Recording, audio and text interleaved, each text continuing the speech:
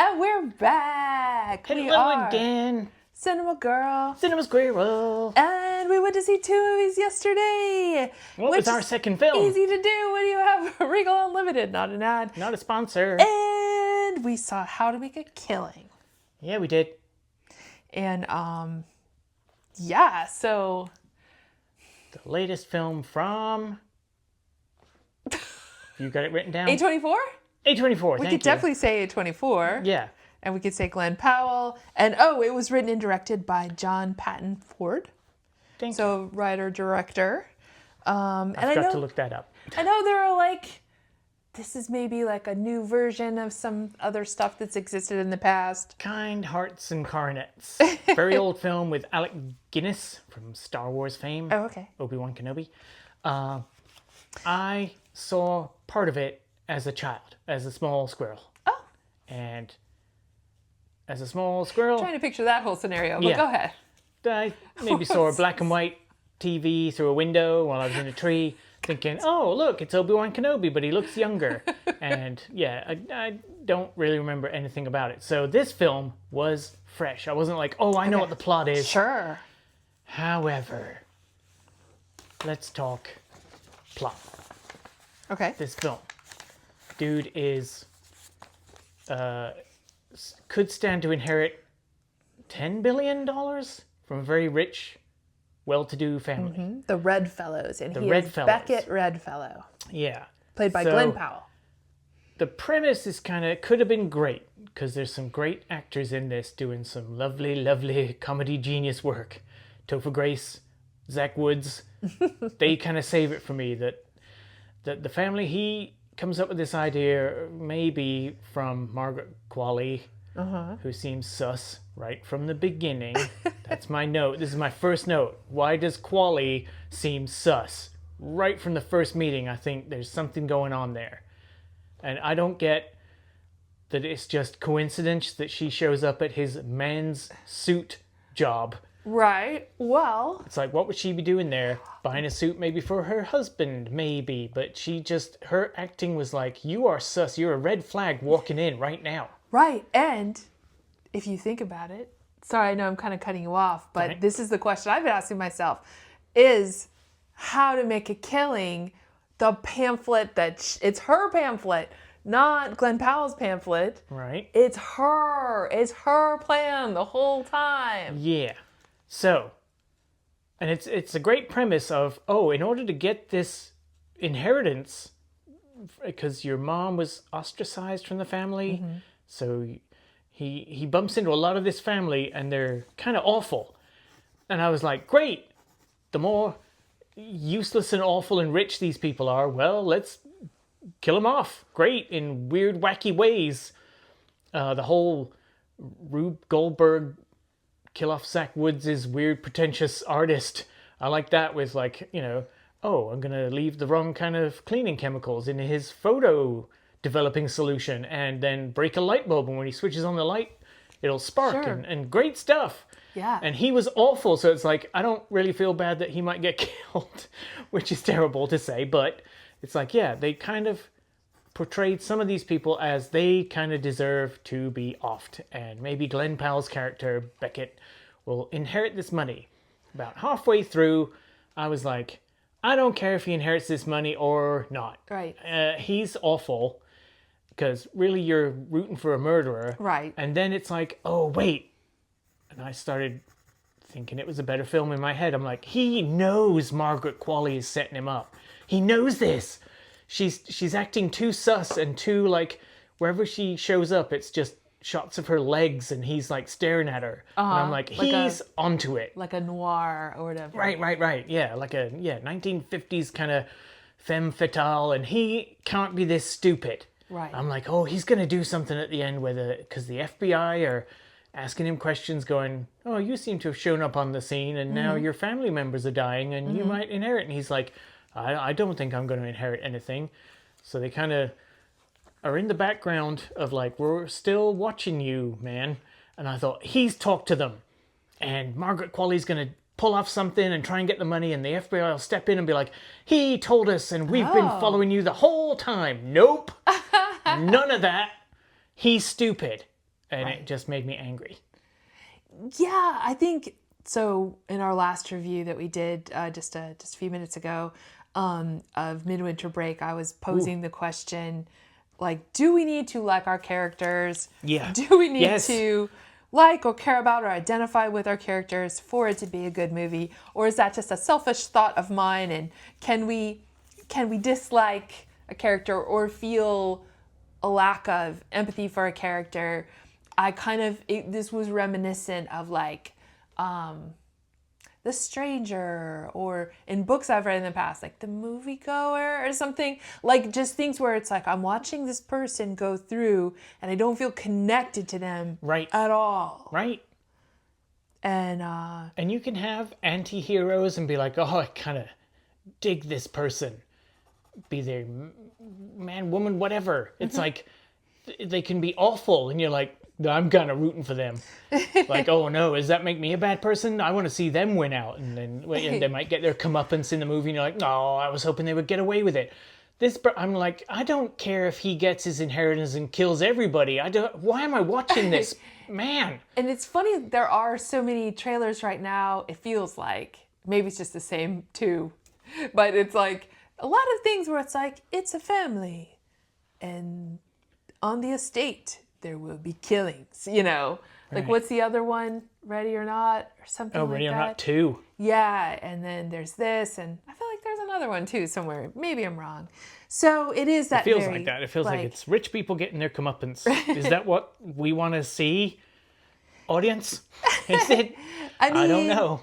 So yeah, I think there's some, the women in his life play, like it's basically, he is but a bit of flotsam, really. And it's the women in his life that are almost playing like a volleyball game with hapless Beckett Redfellow. He's got a very interesting mom who had him very young and she got disowned. Very interesting that we barely get to know, which was, I don't know, I wanted to see more of her. But then they sort of kill her off early. Like, she died in her 20s. Like, why?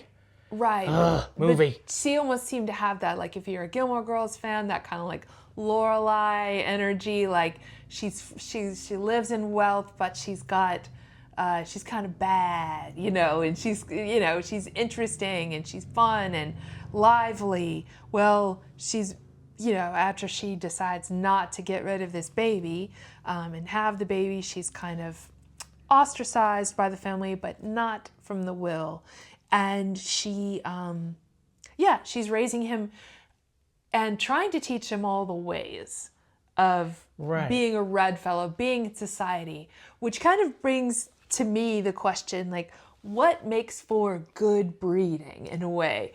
Because she's going through all this trouble to teach him about archery and, wearing good clothes. Yeah. Looking the part. Doing the things that are cultured.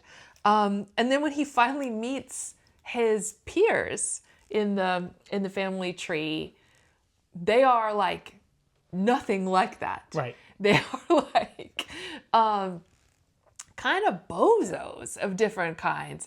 And he even finds, when he meets the girlfriend, Ruth, of one of his cousins, played like very hilariously by Zach Woods, and that was a major breath of fresh air. It was like somebody just handing you a cold Coke in the middle of the movie. Totally, that pulled the movie back for me because, like you said, I mean, that was my first red flag, was the mom teaching young Beckett to look the part. I'm like, wait, she's living in New Jersey and having to work, and she's not part of this rich family. Looking the part and teaching archery takes money too. Would she be spending money on that, or would she be going to, the local bodega to... Anyway, it just seemed like, I don't buy that. She might want to teach him and make him, look the part, but that still costs money. So that was my first squirrely red flag of, I don't think I like this movie. And then Zach Woods shows up as awful... Hey, I'm an artist, man, and I'm part of this rich family. I was like, okay, I'm back in. And then when Topher Grace showed up as the religious nut, Yeah. this is what he's used his part of the fortune for, is to make this crazy band. Like he came out with the guitar, shredding it, and then talks about Jesus. I was just loving all those shots. That was great. Well, okay, so back to, yes, those, and in fact, I have written down the fun dwindles as the red fellows get picked off. Yes. Basically, every time Yes. we lose a red fellow, we lose a good character. Right. And, which maybe, like, the writers, Should have thought I about don't know, they had so much fun writing them, then Yeah. I'm kind of like, aw. keep him in a bit longer. But, so he's going around with this locket of his mother's hair. And yes, could she have afforded, time is money. She's trying to afford a place to live, even if they were living in like whatever neighborhood that, the people of this society couldn't believe that they lived there. But it's still going to cost money. And then how many jobs was she working? And would there be time to crouch next to you and teach you the finer points of archery? I don't know. But the thing is, she made him promise that he wouldn't stop or whatever until he got the right kind of life. Is that what it was? The right kind of life? Something like that. Never stop till you have the right kind of life. The thing is, she didn't specify what that meant. And I think he always interpreted it as the money. Like, I think he did interpret it as like getting back to that world. That might not have been what she meant. She may have found a truer kind of life away from that that family. And maybe what she was really meaning was someone like Ruth, the person he found, and actually because of his education, he was able to bond with her at the party, and they were discussing literature and everything, and they actually had chemistry for a minute there. And that was one of the higher points of the movie for me, was that whole scene with Zach Woods, but also the girlfriend, and he's realizing like he has some chemistry with the girlfriend, and they're talking about things that are intellectual. It's aside from the chemistry he uses to kill people left and right, it's the most we get the sense of like, oh, Beckett might have a personality. Beckett might have things to say. And especially, and another high point for me was that, he's offing these awful rich people until he gets to his uncle. Mm-hmm. And then it's like, the uncle's like, oh, I feel bad that you were ostracized. You know what?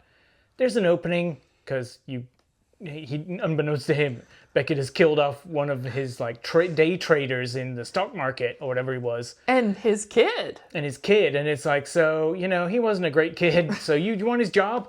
And Beckett's like, all right. And he's nothing but nice to Beckett. Did he say he felt bad that he hadn't had time for Taylor? He showed some empathy and regret, and it was like, oh, and now Beckett, and this was, to me, Glenn Powell's best acting, was the look on his face of like, I don't think I can kill this guy. Yeah. And I should just work for him, and I've got a pretty decent day trading life. It's affording me a great apartment in New York, or wherever they were. Right. Was it New York? Anyway, it looked like it. I think so. Yeah. Either that or Chicago, but it was high up in a building with a great view of a city, and I'm like, so you can afford that. Right. Is the lure of 10 billion, and I loved where it was going, where it's like, I don't know if I really want to get this inheritance, so kill this guy, who then unfortunately has a heart attack because he's stressing out over something. And it's like, oh, well, that took care of that in a clever way of Beckett didn't have to kill this nice person. Right. Then it jumped to, and my blood was boiling. Like, justice for the audience again, in my opinion. And has anybody shown the script to a woman? We barely get to see the next person on his list is a woman who has adopted 12 children or something. I thought, oh, are they about to make fun of Angelina Jolie? And, they're adopting lots of different children, but they're rich, but they're nice. And she was just awful. In the space of seconds, she's dead. It was like, she's like, I'm on the phone. Can you not tell I'm on the phone? And then it's like, oh, and then he killed her. Done. I almost forgot about her. Yeah, I thought that was terrible writing. And her character was nothing. And it's like, oh, did anybody show the script to a woman? Because what I get the to heck sing was that song, Squirrel. I sing that song. You get to sing that. Justice for women. So anyway. Don't you squirrel-splain to me about how I should be offended. I would hate to squirrel-splain. That's so not me. Zach Woods brought it back. Then it slipped again. Then the whole scene with the uncle brought it back. Then it slipped again. Margaret Qualley showed up and just annoyed me. I was like, how can you not tell she's setting you up to fail? Sure. It's so obvious. It's written all over her face that, she acts like, oh, I'm super rich too. And it's like, no, you're not. I can immediately tell where the script is going. It's like, she's broke. And she's gonna set you up, man. So that's why I thought, like, he's smarter than this. Because he's, like you said, he's got knowledge of chemistry and stuff where he's bumping people off. I thought, he's too smart. He knows she's trying to set him up. Didn't. Then it got back on track with Topher Grace. Loved all that scene where he thought he was a gotcha reporter. Yeah. And he's not. He's like, I'm your cousin, man. And it's like, what? Oh, okay, cool. Then they get rid of him quick. It's like not enough time spent with that character. Yeah, because Topher Grace And then does a lot of good face acting. Oh, and everything. sure. Yeah. And then after Topher, was it literally onto Ed Harris as the patriarch? That was the last person? I mean, I feel like it was like the uncle, and then he was gonna stop. Yeah. Like he didn't kill the uncle. The uncle just died, and then wasn't it the grandfather after that? I think so. Yeah, which wasn't something he was trying to do. So I feel like at this point, he got to a point, and I might be mixing it up, and if I am, I'm sorry. But it seems like he got to a point where he was pretty content with his life. Right. And he'd also met this girlfriend. Yep. And Margaret Qualley's character, Julia, just, meddles and completely. And it really is, she's the one who's making a killing. Yeah. This was all her. She just messed with this guy to the point and manipulated his life because she knew he stood to inherit this money. Right. And does she even kill her husband? Yep. Yeah. And that's another thing. I was like, this is so obvious that she sets him up she tells him the wrong office. I don't know if you caught that. So he walks down all those offices looking for the husband, like, take a blank check write a check to my husband, and tells him, oh, he's in the last office on the left, and you see he goes right, and he walks past all these cameras in the building. So she's setting him up to be like, you're on camera going to my husband's office looking angry and flabbergasted. Yeah. And then once you've left the office, I'm just saying, well, then wouldn't she be on camera? Like, she just said, when I found him, when she's in court going, I found him, he was stabbed by Beckett because Beckett loves me. And all the judge and everyone was just like, yeah, I'm buying it. And the FBI's in the courtroom, and I'm like, oh, there's the FBI. They're going to stand up and be like, actually, we were following you as well, Miss Thing, and you stabbed your husband. But anyway, none of that happened. It was a better film in my head. Right. Well, speaking of the FBI, I felt like they were underwritten. Yep. I feel like the FBI, because this does take place in modern times, right? Yeah. Even though stylistically you could start to think, wait, is this from the 60s or something? But could have been. But they had people cell had cell phones. Yeah. And it was set now. And then we had Zach Woods, Right. His character does not seem from the 60s. But the FBI was not checking. This guy must have a crazy search history and his Amazon purchases or whatever. Nah. The things that he would have left a trail, surely, about researching all these ways to, and one thing, the movie is not bloody, so if you thought it was going to be like a bloodbath, I think it's the other rich family killing each other movie that's the bloodbath. This one is mostly very and then I walked away and there's an explosion in the distance, but he's doing lots of ways, killing people with just a little too much of this could cause a heart attack or whatever. And the FBI would, I'm sure, easily be able to find out who was a beneficiary in that, who the trustees are. I'm sure that's something that a bank would tell them.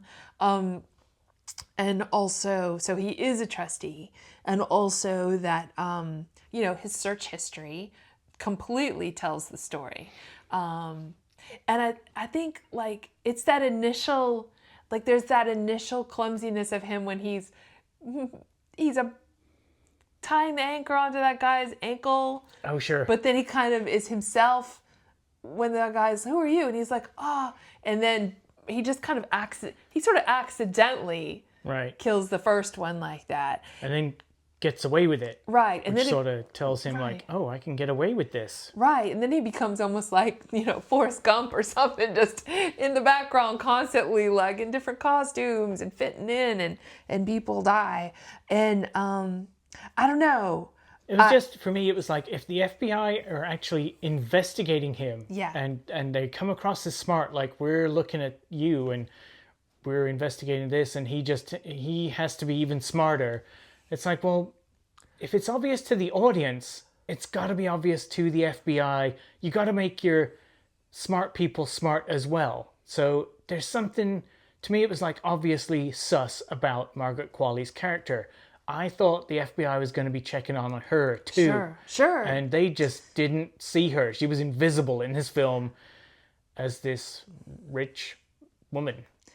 And I think that overall, the movie ended up kind of depressing for me because Beckett never really gets to have a good time. He never gets to have like he has a brief bit where he's like at the beginning, he's like, oh, working for a tailor, and it's like he's trying to be classy adjacent, like, oh, hey, I have to wear a suit because I work at this tailor, and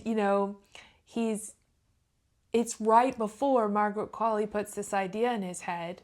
He seems like maybe kind of content. And I think that it's just sad. It's such a waste because you see him making all these bad decisions, and you don't really know, is he smart? Is he careful? Is he, once you get your hands this dirty, is there any life left to like live right?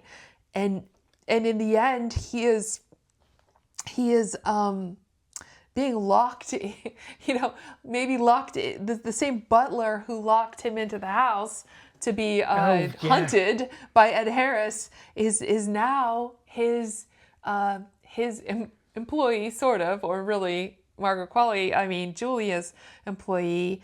And he's, maybe he's behind bars in a new way, behind the gates of this estate. And when is somebody going to decide that they want the money? At what point is he going to be in the crosshairs of somebody else? Like, it seems like this money is a curse in a way. And he shouldn't have ever really tried to get it. And when Ruth, the fiance, is like handing him that locket back with the hair, I just think, and like just tearing off in her little car, you realize, he has like lost everything. Right. He's lost the love, he's lost the money. Right before that scene, when we're in the courtroom, and it's like, so Margaret Qualley's character's name was Julia. I completely forgot that. So when Julia's like, oh, he loves me and would do anything for me and he's killed my husband, and everyone's just going like, oh, shock, horror. And Beckett looks over his shoulder, where's my girlfriend? Where's my fiance? And she's gone. I thought she was going to be in on it with Margaret Qualley. Like, they had been playing him. And I'd got it all wrong, and I was like, oh, it's going to be those two. They're going to inherit all the millions because he was going to marry her or something. And I thought, oh, maybe he'll like marry her while he's in prison on death row. And then she'll inherit it. And it'll turn out to be like, oh, so many double crosses. Wow. None of that happens. Also, we should preface this. If you don't like narration in a film, boy, is this film tell, don't show. There's so much narration of Glenn Powell being like, let me tell you, Father, how it goes down. Yeah. While I'm on death row and you're hearing my whole story. And I was thinking about that in terms of writing. I was like, would I ever like to tell a story like this framework? But, is this being effective right now? It did make me mad. But do you think that fiance thought that the hair in the locket could have been Julia's? Do you think she misunderstood the locket? Possibly. Because I feel like Beckett wasn't exactly sharing himself much since he was becoming more and more of a... Again, another lack of communication. That fake frustrated me with the weird ticking clock. This isn't really a plot point. Why are they making it of, the great Redwood patriarch wants to see you. Oh, on what day? On Friday. That's my engagement party. I can't come. Right. Is all you have to do. Sorry, patriarch. Yeah. I don't owe you nothing. Maybe we'll do it Saturday. Why it was did it so suddenly get stupid. all Three's Company?